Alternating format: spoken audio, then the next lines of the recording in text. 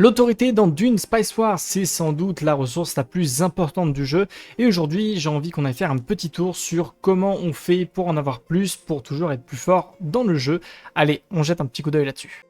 Je précise que cette vidéo va être en plusieurs parties. Je vais commencer par la partie classique sur comment on fait pour avoir de l'autorité de manière classique dans le jeu, et puis après je vais faire faction par faction, étant donné que chaque faction dans le jeu va avoir des connaissances différentes ou des manières d'utiliser l'autorité différentes, donc on ira regarder faction par faction pour bien que vous compreniez tous les bonus différents. Dans Dune, quand on commence une partie, on a une production d'autorité de 4. Il existe plusieurs moyens d'augmenter cette production, et la première, ça va être les agents. Chaque agent que vous allez positionner sur Arrakis va avoir une production de +1, ce qui fait qu'en début de partie, vos deux premiers agents vont en général être mis sur Arrakis, ce qui va amener votre production d'autorité à +6. Après, au niveau des connaissances, vous allez avoir l'étude des dialectes locaux qui n'offre pas des bonus en lui-même, mais qui va réduire le coût en autorité pour annexer des villages de moins 15%, toujours utile et c'est en rapport avec l'autorité, donc on prend.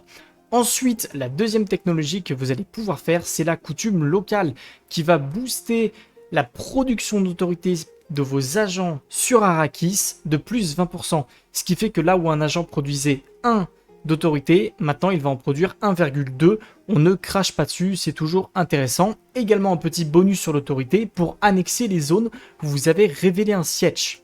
C'est du coup réduit de moins 30%. Ça peut être également intéressant si vous voulez jouer un petit peu sur les zones de siège. On en reparlera plus tard. Et enfin, la dernière tech, c'est la logistique des avant-postes qui va réduire le malus des coûts en autorité en fonction des villages que vous possédez déjà. Plus vous possédez de villages, plus l'autorité va coûter cher. Donc c'est intéressant d'avoir la logistique des avant-postes pour réduire ce malus au maximum, pour essayer d'avoir le plus de villages possible. Et en plus de ça, vous allez débloquer le troisième agent au maximum sur Arrakis, ce qui fait que au maximum, vos agents pourront être au grand nombre de 3 et donc produire 3,6 d'autorité, ce qui est vraiment pas dégueu. Donc ça, c'est pour tous les agents qui vont produire quand même pas mal d'autorité bonus et aussi des bonus sur les zones. L'un des autres bonus assez importants, c'est l'administration qui est en général le premier bâtiment que vous allez construire puisqu'il vous permet d'avoir plus 30% de production d'autorité globale. Donc imaginez avec les cas d'autorité basiques, vous rajoutez à ça vos 3,6 potentiellement d'autorité grâce aux agents et vous rajoutez à ça les 30%, vous êtes très rapidement dans les 10 d'autorité en production, c'est vraiment pas mal. On aura également la merveille du désert qui nous dit qu'on n'aura aucune pénalité sur le coût en autorité pour annexer une région spéciale, ce qui veut dire que le malus d'autorité région spéciale disparaît complètement. Vous savez, pour annexer une zone spéciale, ça coûte toujours plus cher. Et bien là, avec Merveille du désert, c'est quand même beaucoup moins cher et c'est fort sympathique. C'est toujours à prendre, surtout vers la fin de partie. Également, il existe des bonus que vous pouvez ramasser sur la carte. Soit des bonus que vous allez payer en place crête, soit des bonus que vous allez payer en Solari. Plus ça va vous coûter cher, plus le bonus sera évidemment élevé. Donc vous pouvez gagner, il me semble que c'est entre 25 et 50 d'autorité, grosso merdo. Mais sachez que vous pouvez ramasser ces bonus, donc ça peut être intéressant. Donc c'est important d'avoir quelques ornithoptères qui traînent pour voir si ces bonus ne traînent pas quelque part sur la carte, pour aller grattiller un petit peu d'autorité par-ci par-là. L'une des autres façons d'avoir de l'autorité, c'est bien évidemment de piller les sièges. Vous savez, quand vous pillez un siège, vous allez gagner de l'autorité bonus. C'est un bonus qui va varier en fonction de où on en est dans la partie. Plus vous allez loin dans la partie, plus il y aura des bonus de ressources et qui dépend aussi du nombre de bonus sur les pillages que vous avez. Plus vous avez de bonus, plus vous gagnerez de l'autorité dessus, c'est assez normal. Donc c'est un bonus qui varie en général entre 50 et 150 grosso merdo. Également, petit tips à savoir, mais les agents peuvent avoir un trait d'agent spécial qui s'appelle l'intendant, ce qui fait que votre agent va produire plus 20% de chaque ressource sur le terrain. Et d'ailleurs là, je vous l'ai mis dans l'image, mais vous voyez qu'il produit 1 de base, et avec le bonus intendant, il est boosté un petit peu plus, sachant que ça peut être en plus de ça, boosté par la logistique des avant-postes que je vous ai présenté. Donc n'hésitez pas, si vous voyez que l'un de vos agents a le trait intendant, essayez de le mettre sur Arrakis pour produire un petit peu plus d'autorité. Également, chose à faire attention, mais ce sont tous les accords, que ce soit l'accord de recherche, l'accord commercial ou l'accord politique, il a un coût en autorité. Chaque accord que vous avez avec chaque joueur, c'est une production d'autorité réduite de moins 10%. Donc au total, vous pouvez être à moins 90%. Il y a également l'accord politique qui réduit le coût d'entretien de moins 20%. Donc ça peut être intéressant pour économiser un petit peu votre autorité, mais faites attention à ne pas trop avoir d'accords actifs en même temps, parce que sinon votre production d'autorité va prendre très très cher. Et ils ont 2 ou 3 maximum, mais faites attention, ça peut faire très mal. Allez, ça c'était tous les bonus et les malus que vous pouvez avoir en autorité de base sur le jeu.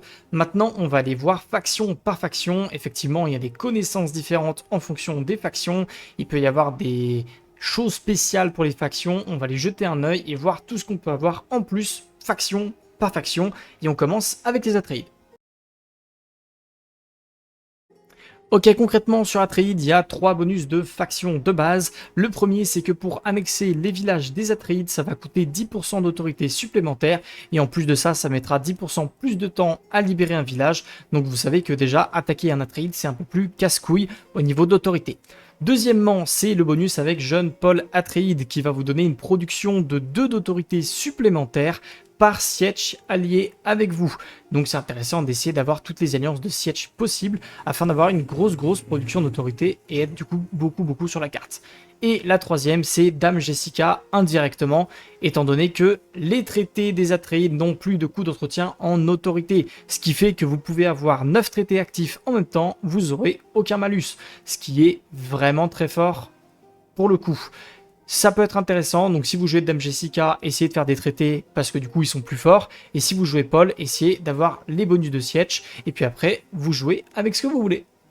Et le dernier bonus, c'est l'assimilation culturelle qui remplace la logistique des avant-postes. Alors concrètement, il a à peu près le même bonus, puisque ça vous donne le +1 d'agent maximum sur les informations d'Arrakis, donc qui vous booste la production d'autorité, mais on a là un autre bonus très intéressant, c'est que le coût en autorité et en influence pour utiliser l'annexion sans violence est réduit de moins 20%, ce qui veut dire que concrètement, enfin milieu fin de partie, quand vous allez utiliser l'annexion sans violence, ça va vous coûter moins 20% d'autorité de récupérer des zones. C'est juste que ça prendra un peu de temps, ça prend 5 jours à récupérer, mais c'est quand même assez intéressant puisque du coup, vous avez littéralement un truc dans votre kit qui dit que vous payez moins 20% d'autorité comparé aux autres factions. C'est pas dégueu. La faction Corino, celle-là, ça va aller très vite puisque vous n'avez aucun bonus pour l'autorité, vous avez que des malus, comme ça c'est plus rapide. Et l'idée c'est que avec Corino, vous n'allez pas forcément prendre beaucoup de zones, notamment avec le malus principal de la faction, qui est que le coût en autorité pour annexer des villages augmente de 200% de plus en fonction de la distance. Donc c'est-à-dire que plus un village, plus une zone va être loin de votre base impériale, plus ça va coûter cher. Et c'est d'ailleurs pour ça que Corino a un base drop de disponible pour se rapprocher des futures zones qu'il va annexer pour réduire le coût au maximum. Donc ça c'est le premier malus. Et le deuxième, c'est si vous construisez les bureaux de propagande, qui est l'un des bâtiments spéciaux de la maison Corino, qui va utiliser un d'autorité en échange que la zone va produire 20% de ressources supplémentaires très utilisées en fin de partie pour faire des gros rushs hégémonie, mais sachez-le, ça vous coûte de l'autorité. Voilà, c'est les 2 malus de Corino. Désolé, il n'y a pas de bonus, mais ne vous inquiétez pas, la faction est largement compensée par d'autres points forts. Pour contrebandier, 3 choses à savoir. La première, c'est le bonus et le malus de la faction. Le malus, c'est que le coût en autorité pour annexer un village va augmenter 50% de plus par village contrôlé. Donc, contrebandier, c'est également une faction tout comme Corino. Vous n'allez pas forcément avoir beaucoup de zones, étant donné qu'elles vont vous coûter assez cher très rapidement. Par contre, pour contrebalancer ça, le coût en autorité pour annexer un village n'augmente pas en fonction de la distance par rapport à votre base principale. Ce qui fait que vous pouvez prendre littéralement le village à l'autre bout de la carte de votre base. Ce sera le même coût que si vous le prenez juste à côté. Très intéressant pour ne jouer que les zones d'épices, ne jouer que les zones spéciales ou aller très loin sur la carte pour emmerder vos adversaires. Deuxième bonus, c'est Stakhanov, qui n'est pas un bonus direct d'autorité, qui est plutôt un bonus si on vous emmerde. C'est le remboursement de 50% du coût de capture en autorité lors de la perte d'un village. Pour faire plus simple en français, si on vous enlève une zone, vous allez récupérer 50% de l'autorité que vous aviez dépensée pour prendre la zone. Toujours intéressant pour récupérer un petit peu d'autorité lorsqu'on se fait un petit peu tabasser la gueule. Donc c'est sympa. Et le troisième, c'est les méthodes illicites qui remplacent encore une fois les logistiques des avant-postes. L'idée est très simple, vous allez ignorer la pénalité sur le coût pour annexer des villages pillés. Tous les villages que vous avez pillés 3, 4, 5, 10 fois, on s'en fout, vous n'aurez pas de pénalité pour annexer ce village. Ce qui fait que ça peut être très intéressant de piller 10 fois la même zone et quand vous en avez besoin en fin de partie pour de l'hégémonie ou pour n'importe quoi d'autre, vous la prenez pour le même coût que si vous ne l'aviez jamais pillé. Donc c'est quand même vachement intéressant, c'est fait partie des techs très importantes en tant que contrebandier en fin de partie. Ekaz, c'est l'une des factions avec laquelle vous pouvez avoir énormément d'autorité si vous vous démerdez pas trop mal, avec notamment le fait que pour chaque sanctuaire que vous possédez, vous allez produire plus 1 d'autorité, donc c'est déjà vachement intéressant. Deuxième chose à savoir, le jardin botanique. C'est plus un malus pour vos adversaires, mais chaque adversaire qui va attaquer la zone du jardin botanique va perdre 100 de réputation Landstrad et surtout 100 d'autorité instantanément. Donc ça peut être vachement intéressant. Et s'ils partent du combat et qu'ils reviennent, ils vont reperdre 100. Donc ça peut être vachement fort. Donc jouez-y dessus. Si vous avez une zone que vous voulez absolument garder et qui est dure à défendre, vous mettez le jardin botanique. Ça mettra des gros malus sur vos adversaires. Ça leur fera bien plaisir. Également, vous avez Mesa Ekaz qui est l'une des conseillères qui va surtout vous dire que l'abandon d'un village restitue 100% de son coût en autorité. Si vous voyez qu'une zone est perdue d'avance, si vous voyez que vous ne voulez plus de telle ou telle zone, n'hésitez pas, vous l'abandonnez, vous allez récupérer 100% du coût en autorité et vous pourrez l'utiliser autre part. Les deux derniers petits boosts que vous avez avec Ekaz vont être avec le musée des arts débridés, puisque chaque chef-d'œuvre que vous allez avoir sur la partie va vous conférer un maximum d'autorité de plus 3, ce qui fait que vous pouvez augmenter ce maximum d'autorité, ce qui est toujours vachement intéressant si vous voulez dépasser la barre des 500 pour aller prendre plus de zones d'un coup, ou alors vous faire plaisir avec l'autorité. Également la couronne orgueilleuse qui va vous dire que toutes les zones qui sont pile à 2 régions, et j'insiste bien, pile à 2 régions. Ça ne sont pas la région juste à côté du jardin, ce sont bien les régions qui sont à 2 cases du jardin. C'est important de comprendre ça. La région d'à côté du jardin n'a pas ce bonus. Eh bien, toutes les régions à 2 cases pile vont avoir un coût en autorité pour annexation de moins 40%, ce qui peut être intéressant si vous voulez aller chercher certaines régions. Vous pouvez jouer avec votre jardin botanique. J'insiste encore une fois, 2 régions. La région d'à côté ne compte pas. Fremen. Alors Fremen, attention, c'est une faction très spéciale au niveau de l'autorité déjà par les Sietch. Vous pouvez vous allier avec les Sietch. Faites attention, par contre, chaque alliance avec un Sietch va vous coûter 1 d'autorité de base. Au total, il y a 7 Sietch dans chaque partie. Faites attention, si vous avez les 7 alliés en même temps, vous réduisez votre production d'autorité de 7. Donc ça fait quand même beaucoup. Mais vous pouvez réduire ce malus avec notamment Stilgar qui vous dit que les coûts en autorité pour être allié avec les Sietch sont réduits de moins 50%. Ce qui veut dire que ça ne vous coûtera plus que 0,5 d'autorité pour être allié. C'est déjà un peu plus sympa. Même chose avec Mère Ramallo qui va vous dire que pour chaque épice de récolte qui est déployée sur la carte, vous allez produire 0,5 d'autorité en plus, ce qui peut pallier avec Stilgar pour comboter un petit peu sur les Sietch. Et également Jamis qui lui est beaucoup plus agressif, qui va dire que quand vous enlevez des zones à vos adversaires, quand vous libérez un village, vous allez gagner 80 d'autorité par libération. Ça peut être très intéressant si vous tabassez un petit peu vos adversaires en boucle, c'est toujours d'autorité un peu gratuite. Et le dernier bonus Fremen, c'est les héritiers d'Arrakis qui vont du coup remplacer les connaissances du terrain. Dans l'idée, vous allez produire plus 20% d'autorité par des airs profonds contrôlés. Attention, vous savez que ça n'arrive pas à toutes les parties, mais si jamais vous en avez un, c'est toujours d'autorité en plus et on prend. Vernus, il y a plusieurs choses à savoir. La première, c'est Bronzo Vernus, qui est l'un des conseillers qui peut vous réduire le coût de 20% d'autorité pour annexer des villages si la région que vous annexez est seule comparée aux régions que vous possédez. C'est-à-dire que vous touchez une seule de vos régions, et bien ça vous coûtera moins 20% d'autorité pour l'annexer. Ensuite, vous aurez les pensées séquentielles qui remplacent les études des dialectes locaux, donc les coûts d'annexation réduits de moins 15%.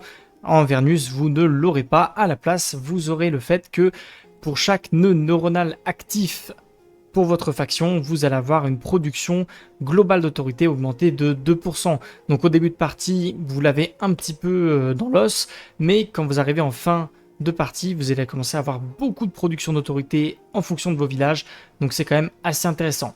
Et le dernier, c'est le tropisme neuronal qui remplace les coutumes locales, et elle va vous dire que les factions adverses qui sont proches d'au moins 2 régions connectées au réseau nodal vont devoir payer plus 30% d'autorité. Donc si vous avez 2 régions collées et qu'un adversaire veut venir vous faire chier, ça va lui coûter très très cher en autorité, donc c'est toujours sympa.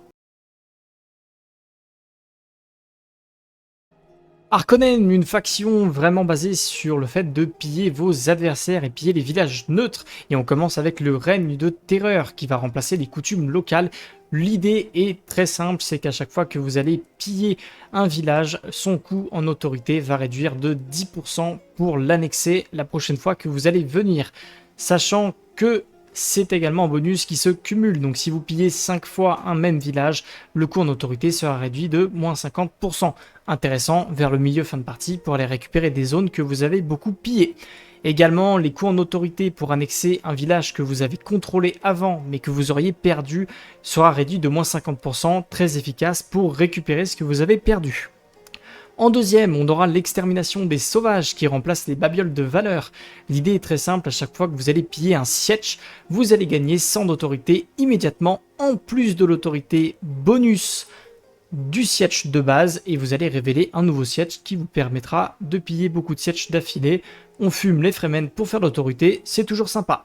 Et enfin, les symboles d'autorité qui remplacera la merveille du désert, qui vous permet d'avoir production d'autorité plus 1 pour chaque zone spéciale opprimée, donc en ayant les bureaux de l'ordre dessus, ce qui vous boostera votre production d'autorité pour chaque zone spéciale.